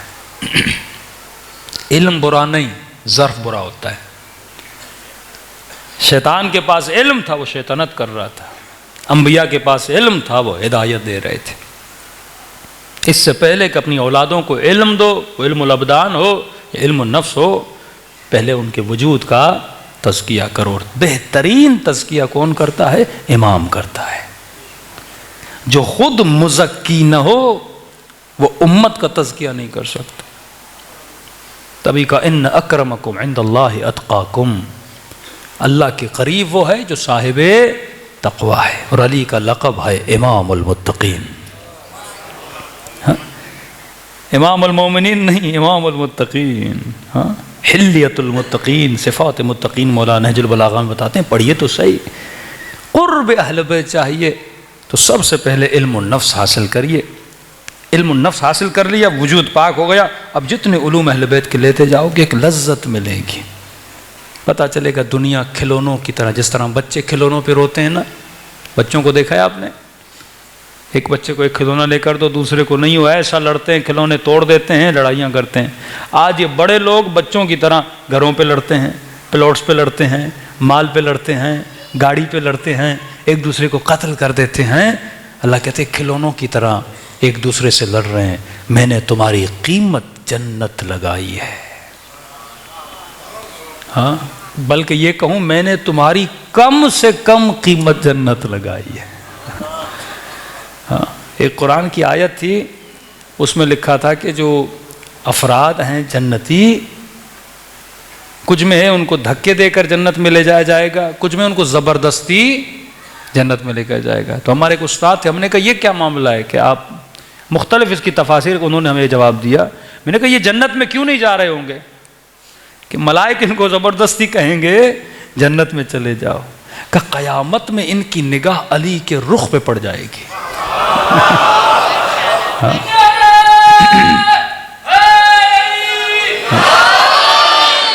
کہتے یہ علی کو چھوڑیں گے ہی نہیں، حسن و حسین کو چھوڑیں گے ہی نہیں، کہیں گے ہمیں جنت نہیں جانا، ہمیں ان کے ساتھ رہنے دو. تو ملائکہ ان کو زبردستی کہیں گے بھائی کہاں چلے جاؤ؟ جنت میں. کم سے کم قیمت جنت ہے، کم سے کم. اب تیرے پاس پلاٹ نہیں ہے، تیرے پاس گاڑی کچھ بھی نہ ہو، لیکن اگر تیرے پاس علی کی ولایت ہو، محبت ہو، اطاعت امیر المومنین ہو. ہر بندے نے 60-70 سال جینا، اس کے بعد مر جانا ہے. اب 60-70 سال میں تم نے جتنی بھی دولت بنائی لے کر تو نہیں جاؤ گے نا. غبن کیے، دھوکہ دہی کی، بہنوں کا حق کھایا، بھائیوں کا حق مارا، دنیا دنیا دنیا، کیا لے کر جاؤ گے؟ اس عذاب کو رکھ کے جاؤ گے اور نسلیں اس عذاب سے فائدہ لیتی رہیں گی. گناہ کسے ملتا رہے گا؟ تمہیں ملتا رہے گا. بچوں کو بھی دے کر جاؤ تو حلال دے کر جاؤ. نہ اپنی آخرت تباہ کرو، نہ اپنے اولادوں کی آخرت تباہ کرو. مولا فرماتے ہیں ہمیں سمجھ نہیں آتی یہ ہیبت خدا کو دے کے ڈرتا کیوں نہیں. کبھی کبھی آسمانوں میں خدا ایک بجلی چمکاتا ہے نا، بندے کا دل دہل جاتا ہے. یعنی اس کی آوازوں کو میں برداشت نہیں کر سکتا. تصور کرو ہیبت الہی کیا ہے. جتنے میں نے دیکھا لوگ جہاز میں چڑھتے ہیں سب کو خدا یاد آ جاتا ہے. ایک خاتون ہمارے ساتھ بیٹھ، سر پہ دوپٹہ نہیں، جہاز میں جیسے اڑنے لگا اس نے سر پہ دوپٹہ ڈال دیا. میں نے کہا اب ڈر میں اسے خدا یاد آیا ہے. اور جیسے جہاز لینڈ کر گیا پھر دوپٹہ اتار کے پھر وہی حرکتیں اور وہی کام. ایک جہاز تھا، ہم نے خود دیکھا تھا، مشہد میں تھے، اصفہان سے آ رہا تھا، اس کو آگ لگ گئی تھی، ہوا میں تھا، ہم نے خود دیکھا. الحمدللہ صحیح سالم اتر گیا. تو اس کے ایک پر کو آگ لگ گئی. انہوں نے بہت جلدی سے تیزی کر کے انہوں نے جہاز کو لینڈ کر لیا. اس جہاز میں ایک مولانا تھے، کہہ رہے مولانا ہم بھی تھے، بڑی کیفیت تھی جہاز میں، قیامت کا منظر تھا. اب سارے کھڑکیوں سے دیکھ رہے ہیں پر کو کیا لگ گئی؟ آگ لگ گئی. کہہ رہا جتنی بے دین خواتین تھی نا اس جہاز میں، وہ انہوں نے سرخیاں صاف کر دی، میک اپ صاف کر دیے، سر پہ دوپٹے آ گئے، ہاتھ میں تسبیح آ گئے. کہ جہاز سے چڑھنے سے پہلے مولوی ان کو اچھا ہی نہیں لگتا تھا. کہ اب جو آگ لگی سارے کہہ رہے مولانا میرے پاس آ گئے، مولوی صاحب دعا کرو اللہ بچا لے، نیک ہو جائیں گی، اب نماز پڑھیں گی، اب یہ نہیں کریں گی، وہ نہیں کریں گی. میں نے کہا انشاءاللہ اللہ خیر کرے گا. کہ مولانا جیسے جہاز اترا نا پھر واش روم میں وہی سرخی ورخی لگا کے پھر یہ آئی اور گئی. یہ انسان کا حال ہے. مطلب جب تک ڈنڈا نہ ہو، جب تک ڈر نہ ہو، بندہ سدھرتا ہی نہیں ہے. بیمار ہوتا ہے، خدایا شفا دے شفا دے، یہاں ٹھیک ہوا پھر بندہ وہی بن جاتا ہے. عجیب شیطان صفتی اس انسان کے اندر ہے کہ جب اللہ کہتا ہے جب تنگی میں ڈالتا ہوں مجھے یاد کرتے ہو، جب تھوڑا تمہیں چھوڑتا ہوں پھر کفران نعمت کرتے ہو. بالآخر تجھے پتا ہے تجھے مرنا ہے، مٹی کے منوں کچھ بھی نہیں لے کر جاؤ گے. بینک میں 100 کروڑ ہیں، کتنا کھاؤ گے 100 کروڑ سے؟ 50 کروڑ سے کتنا کھاؤ گے؟ بھائی میکسیمم اپنے منتھلی خرچ لکھ دو کتنا ہے. بہت ہیلدی زندگی بندہ گزارے تو مہینے میں 4 لاکھ 5 لاکھ، اس سے زیادہ تو نہیں ہے. اب ملٹی پلائی کرو، اگر 60 سال زندہ رہو گے، ابھی 40 کے ہو، 40 مائنس کر دو 40، کتنا چاہیے تجھے؟ لیکن حرص دیکھو، بندہ 7 نسلوں کے لیے جمع کرتا ہے، 6 نسلوں کے لیے جمع کرتا ہے. الذی جمع مالہ وعددہ. اللہ کہتا ہے ایسے بندوں کو، ان کے جسموں کو میں جہنم کی ایندھن بنا دیتا ہوں، جنہوں نے صرف نگاہ دنیا پہ رکھی ہے. مال بناؤ علی کی طرح لیکن سوچ رکھو علی والی. ہاں مولا محنت کرتے تھے، اتنے پیسے بناتے تھے. مولا کا خزانچی کہتا ہے جو حساب و کتاب کرنے والا، کہ علی ایک مہینے میں پتہ نہیں 20 سے 21 ہزار درہم راہ خدا میں دیتے تھے. بڑا پیسہ کماتے تھے مولا، کنویں کودتے تھے، کھیتی باڑی کرتے تھے. مولا کے اپنے باغ تھے، محنت کر کے علی نے بنایا. یہ نہیں کہ اعجاز الہی سے منگوایا، نہیں، مولا نے خود اپنی محنت کی، اتنا پیسہ جمع کیا کہ ہفتے میں یا مہینے میں 20 سے 21 ہزار درہم فقیروں کو اعلان کرتے تھے اور مولا علی لوگوں کی مدد کرتے تھے. تو مولا کا خزانچی جو اکاؤنٹنٹ تھا وہ مولا کو کہنے لگا کہ یا علی تھوڑا ہاتھ ہلکا رکھیے، کہیں ایسے نہ ہو پیسے ختم ہی ہو جائیں. تو تو امام نے کہا اللہ تجھ جیسے خزانچی کو پھر پیدا ہی نہ کرے۔ اس نے کہا یا علی مجھے کیوں بد دعا دے رہے ہیں؟ امام نے کہا پھر تو میرے لیے برا کیوں سوچ رہا ہے؟ کہ یا علی میں تو آپ کے لیے اچھا سوچ رہا ہوں۔ امام نے فرمایا بڑے عجیب بندے ہو، دے علی رائے تکلیف تجھے کیوں ہو رہی ہے؟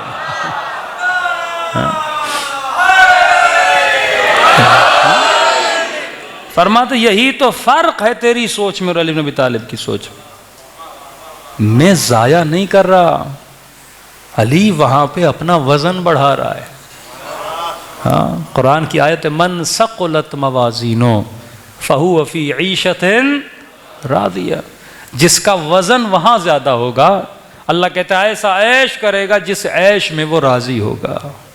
اب اس کی تشریح بھی بڑی پیاری ہے کہ عیش میں راضی ہونا یہ آخرت کا کمال ہے، کیونکہ دنیا کا کوئی عیش بندے کو راضی نہیں کرتا۔ بڑی سی بڑی عیاشیاں کر لو نا، 2 دن کہتا ہے اس سے مزید عیاشی ہو، اس سے مزید عیاشی ہو، بندہ کسی عیاشی سے راضی نہیں ہوتا۔ اللہ کہتے ہیں قیامت میں وہ عیش کرو گے جس عیش سے راضی ہو جاؤ گے، ہاں وہ آخرت ہے۔ یؤمنون بالغیب، جو غیب پہ ایمان رکھتے ہیں۔ کربلا منزل یقین کا نام ہے۔ 2 طرح کے لشکر تھے کربلا میں، کچھ وہ جو جسموں کو بچا رہے تھے، کچھ وہ جو جسموں کو کٹوا رہے تھے۔ مطلب امام نے بتایا جسم کی کوئی ویلیو نہیں، یہ مٹی میں بھی مل سکتا ہے، یہ تلوار سے اور نیزے سے اور اس سے بھی اپنی جان گنوا سکتا ہے۔ قیمت تیری ہے تو جان کس کے لیے دے رہا ہے، کس پہ قربان کر رہا ہے۔ میں صرف کہتا ہوں 2 منٹ کے لیے سوچیں، اس پہ میں کل بات کروں گا، 2 منٹ کے لیے سوچیں کتنی قیمت ہوگی اس چیز کی جس پہ حسین جیسے امام نے اپنا سر قربان کیا۔ کیونکہ امام حسین کی کیا ویلیو ہے اور کیا اسٹیٹس ہے یہ آپ سب کو پتہ ہے، کیا قیمت ہے حسین ابن علی کی، جنت کے جوانوں کے سردار، قسیم النار والجنت کے بیٹے، جو دعا کرے تو خدا بندے کو جنتی بنا دے۔ کتنی قیمتی چیز ہوگی جس پہ حسین قربان ہو رہے ہیں، جس پہ عباس قربان ہو رہے ہیں، جس پہ بی بی زینب کی چادر قربان ہو رہی ہے، جس پہ سکینہ کا بچپنا قربان ہو رہا ہے، جس پہ رباب کی ننھی گود قربان ہو رہی ہے۔ ہاں اس چیز کا نام ہے دین۔ ان الدین عند اللہ الاسلام، دین ہے تو لوگوں کی زندگی ہے، دین نہیں تو آج جو پاکستان کا معاشرہ دیکھ رہے ایک بے دینی کا معاشرہ، پوری دنیا کا معاشرہ دیکھیں، ڈے بائی ڈے انسان انحطاط میں جا رہا ہے، ٹیکنالوجی میں ترقی کرتا جا رہا ہے، اخلاقیات میں انسانیت میں گرتا جا رہا ہے۔ کہ آج یہ وقت آ گیا کہ مرد مرد سے شادی کرنے کا خواہش مند ہے، عورت عورت سے شادی کرنے کی خواہش مند ہے۔ جرمنی میں 20 دن پہلے جلوس نکلا کہ ہمیں اجازت دی جائے کہ انسان اور حیوان آپس میں شادی کریں، لیگلائز کیا جائے اس کو، marriage between human and animal. یہ انسان یہاں کی، وہ انسان جس نے جہاز بنایا، جو ٹیکنالوجی میں کہتا ہے میرا ٹکر کسی کے ساتھ نہیں ہے، اتنا میں آگے نکل چکا ہوں، اور جب گرتا ہے نا، کیونکہ یہ جسم کا پجاری تو بنا، یہ روح کو بھول گیا، اپنی حقیقت کو بھول گیا، ظاہر پرست بنا۔ امام نے کہا آؤ کربلا میں، جسم تجھے کچلتا ہوا نظر آئے گا کربلا میں۔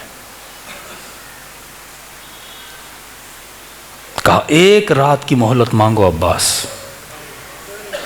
مولا اس 1 رات میں کیا کریں گے؟ بیٹیوں سے ملیں گے، بہنوں سے ملیں گے، بیویوں کے ساتھ بیٹھیں گے۔ کہ نہیں عباس، اس 1 رات میں نے تسبیح خدا کرنی ہے۔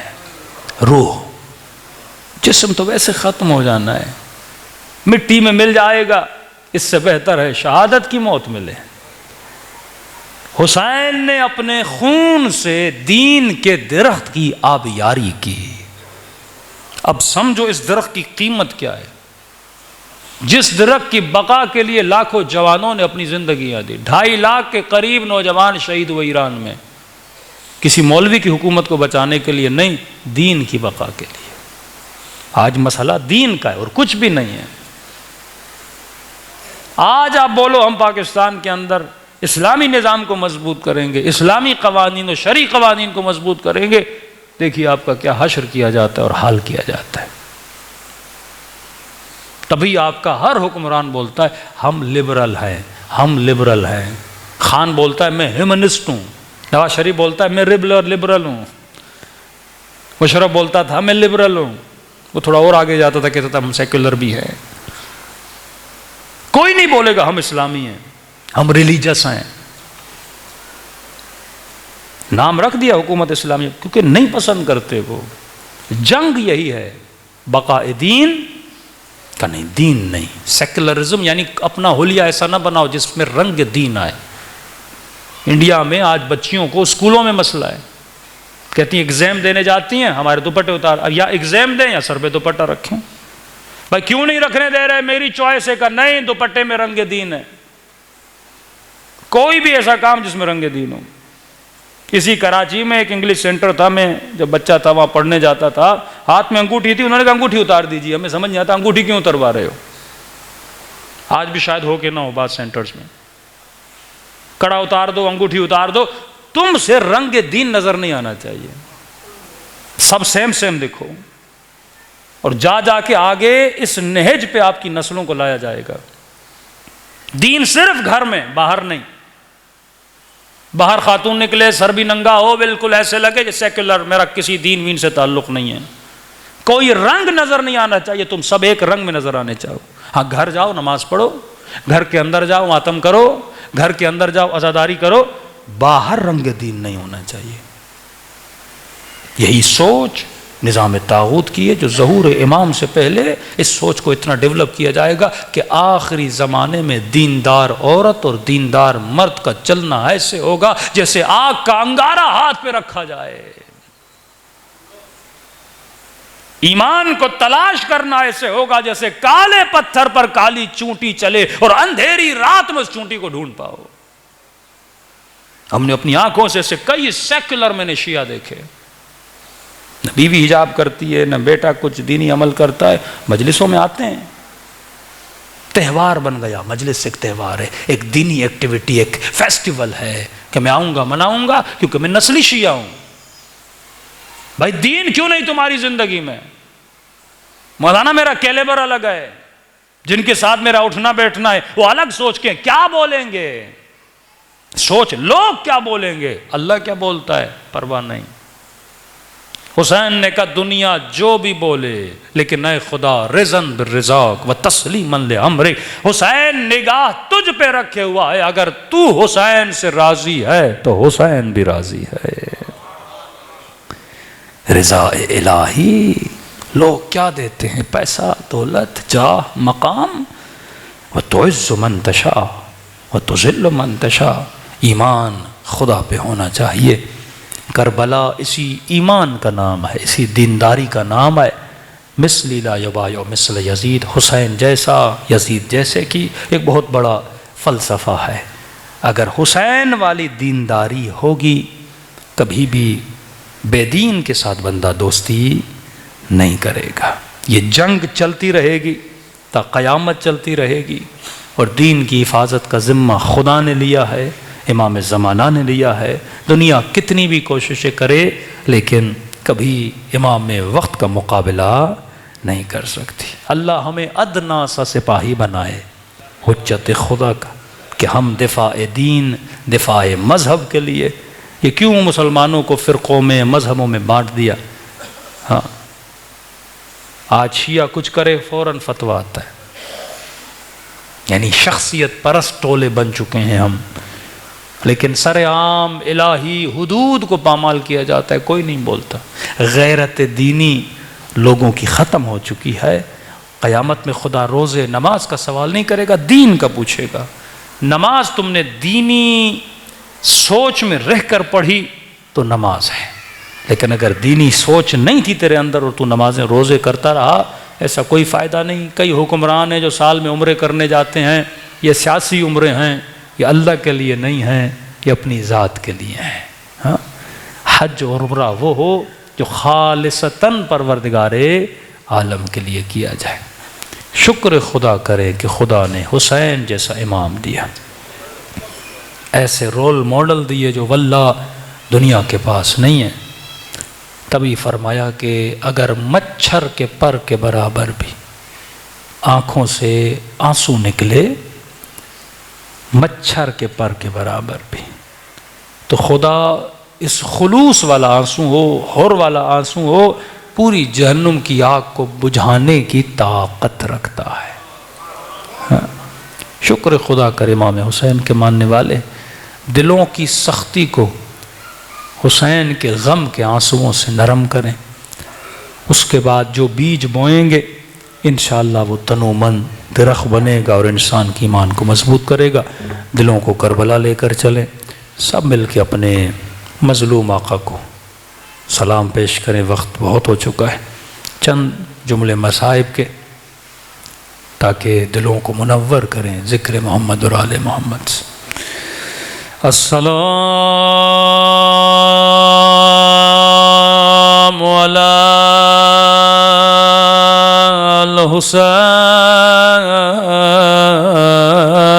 الحسین وعلی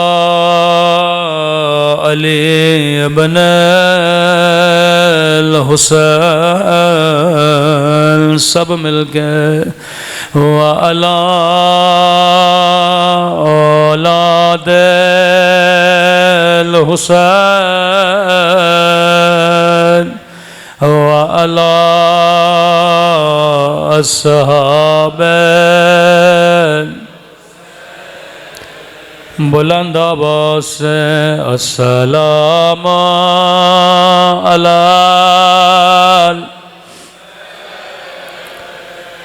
وعلی علی ابن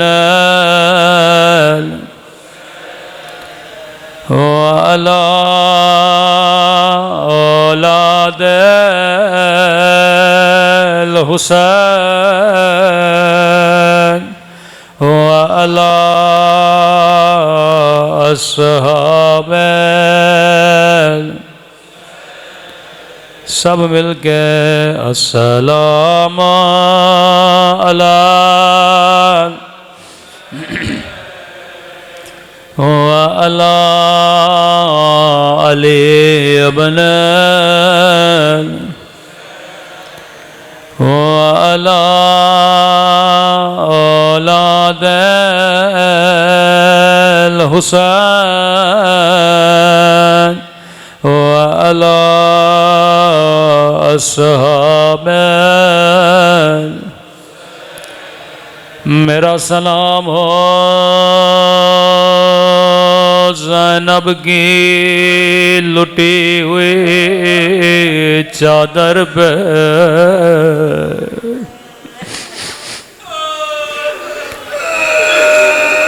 آغا شیرازی فرماتے ہیں اگر شیعہ اتنا سنے اس کے رونے کے لیے کافی ہے، بس یہ سنے کہ علی کی بیٹی اور شرابی کا دربار، یہ اس کے رونے کے لیے کافی ہے۔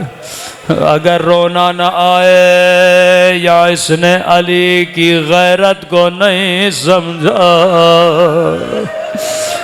یا زینب کے حیا کو نہیں سمجھا۔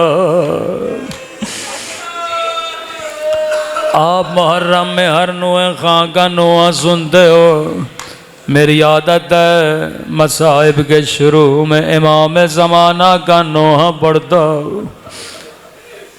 جب بھی دل کرے رونے کا، رات کے اندھیروں میں زیارت ناہیہ پڑھا کرو۔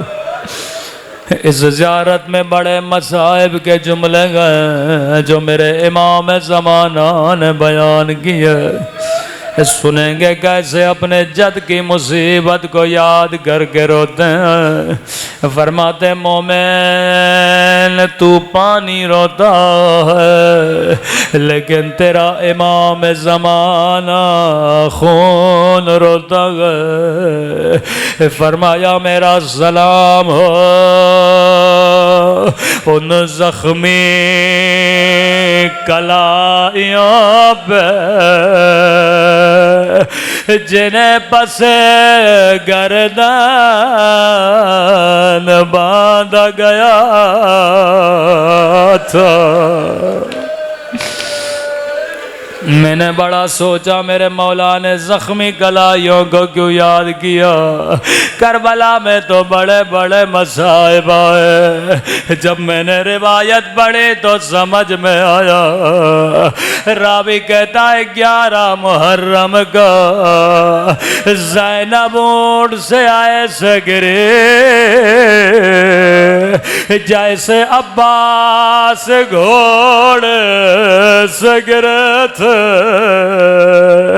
شاید کوئی مومن کہے مولانا میری سمجھ میں نہیں آیا، عباس کے تو بازو سلامت نہیں تھے، زینب کے تو بازو سلامت تھے۔ میں نے کہا جواب میں نہیں دوں گا۔ امام زمانہ فرماتے ہیں میرا سلام ہو میری ان پپھیوں پہ او جن کے ہاتھ ان کی گردنوں سے بندھے تھے۔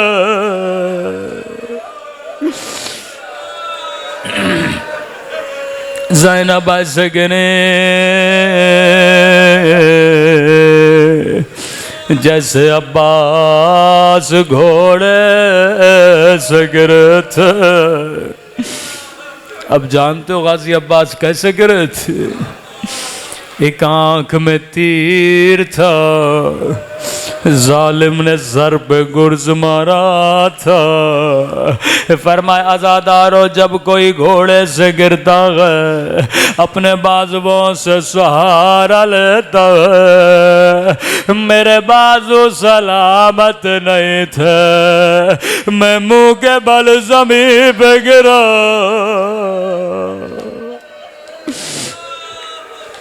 اگلا سلام اس سے بھی بڑا درد بھرا سلام ہے۔ امام زمانہ کے جملے ہیں، امام کے ساتھ گریا کرو۔ فرمایا میرا سلام ہو ان زخمی کلائیوں پہ جنہیں پس گردن باندھا گیا۔ پھر فرمایا میرا سلام ہو ان ننھے سے رخسار پہ جن کا رنگ بدلتا رہا، یہ نہیں کہ بدل گیا بلکہ بدلتا رہا۔ کبھی شمر کے تماچوں نے رنگ نیلا کیا، کبھی ظالم کے تماچوں نے رنگ کالا کیا۔ تبھی اس بچی کی نگاہ جب بابا کی کٹی گردن پہ پڑتے تھے، کہتی تھی بابا تھوڑی دیر کے لیے اپنی آنکھیں کھولو، ذرا سکینہ کو دیکھو۔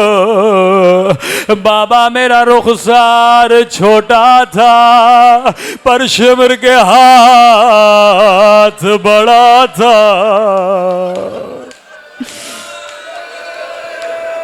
آخری سلام اور زحمت کو تمام کرو۔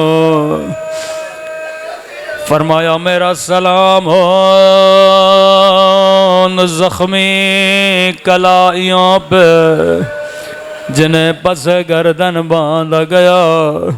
میرا سلام ہو ان ننھے سے رخساروں پہ جن کا رنگ بدلتا رہا۔ اب فرمایا میرا سلام ہو ان زخمی ہونٹوں پہ قدیمی مومنوں میں نے نام نہیں لیا، میرا سلام ان خشک ہونٹوں پہ اور جن پہ ظالم چھڑے مار رہا تھا۔ میں کہوں گا امام زمانہ وہ ہونٹ آپ کو یاد ہے، لیکن میرا سلام ان ننھی سی آنکھوں پہ جو یہ منظر دیکھ رہے تھے۔ او اللہ کسی بچی کو بابا کا کٹا ہوا سر نہ دکھائے۔